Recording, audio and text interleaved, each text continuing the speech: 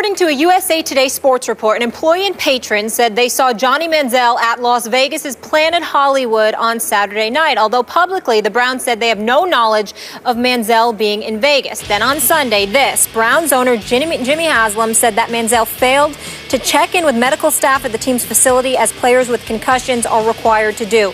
Johnny Manziel was in meetings with the Browns brass this morning. Also on Sunday, the Browns fired GM Ray Farmer and coach Mike Pettin after a 3-13 season. A lot of turmoil for this Browns organization.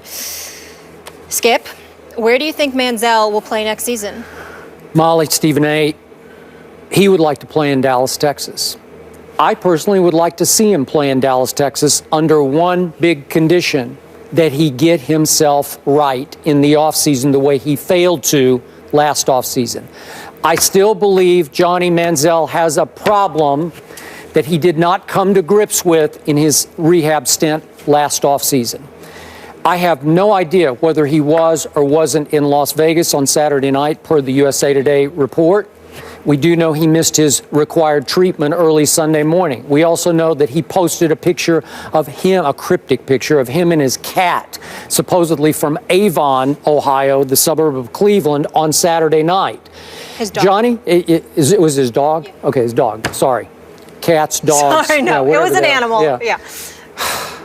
If Johnny really weren't in Las Vegas, he should have tweeted, "I'm not in Las Vegas." Or he should have called a reporter and said, "I'm at home with my little dog that looks like a cat." It's a dog cat. That's what it looks like. It's just so cryptic, because my gut tells me he was in Las Vegas on Saturday night, and he was trying to alibi the way he often alibis. You got to get yourself straight, Johnny, or you're going to have recurring problems that will only get worse and worse. And God help us all, I hate to even throw this out there, I don't want to see Johnny ultimately end up the way Lamar Odom ended up. And I know that's the harsh, far end of the spectrum here, but I've seen it happen before, and I don't want to see it happen again to a Johnny Manziel. I respect where you're coming from. I really, really do. And I don't disagree with you, but I'm going to go a step further. And I apologize to Johnny Manziel and others for what I'm about to say. I wouldn't have Johnny Manziel on my team right now. Okay. Fair. I do not trust him. I think that Johnny Manziel's got some serious problems. I'm going to defer to my man Chris Carter, who I talked to. Yeah. Obviously, we work together here. He's on Mike and Mike. We work on NFL Countdown together, all of this other stuff. Chris Carter knows a hell of a lot more than me. I will defer everybody to his level of expertise, because he knows what's going on, not just because he experienced it, but he speaks to a lot of people in the NFL. He speaks to some of the same people I have spoken to. And what I'm hearing about Johnny Manziel is not good. And none of it has to do with football. And I'm going to leave it at that. This brother's got problems, if what they're saying is true. The fact is, we may not know the specifics, but let me tell you something. If you ain't in Vegas, why the hell are you tweeting something about your cat or dog or whatever the hell it is? You know, who you fooling? Who you playing with? We all boo-boo the fool? Thank you. Let's stop the nonsense, all right? And so let's take worst case scenario and educate and say to ourselves for a second, what if you were in Vegas? What does that mean? You know what that means? That means during the NFL season, while a game was scheduled to be played the next day, you were in Vegas. Sin City. What happens in Vegas stays in Vegas, except for when it comes to Johnny Manziel. Wait a minute. You're going to walk into a casino in Las Vegas and nobody's going to recognize? Well, let me tell you something right now. As somebody who has frequented Vegas on many occasions, you don't have to go to a casino to have a damn good time. So let me assure you that there are other ways to get in trouble in Vegas. That's why they call it Sin City. The casino is just one city. I wouldn't know about any of that. You wouldn't.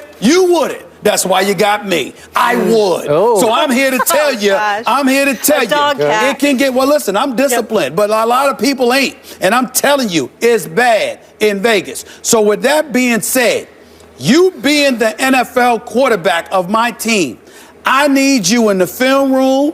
I need you putting in those long hours. I need you fixated and dedicated and locked in and focused on the sport of football. And you clearly, if the word problem isn't apropos, the word distraction definitely is apropos. You got too much of something to be the quarterback of my team. Okay. So I'm saying to you, because of that position, because of your history, because of the microscope that you are under, okay, you clearly are not locked in because you allowed these distractions to continuously permeate your franchise. You did. I can't trust you. Okay. I need to be able to trust you to have you. Look, Ryan Mallett's out of a job. Was out of a job, not now, but he was out of a job. Sure. Ryan Mallett was out of a job.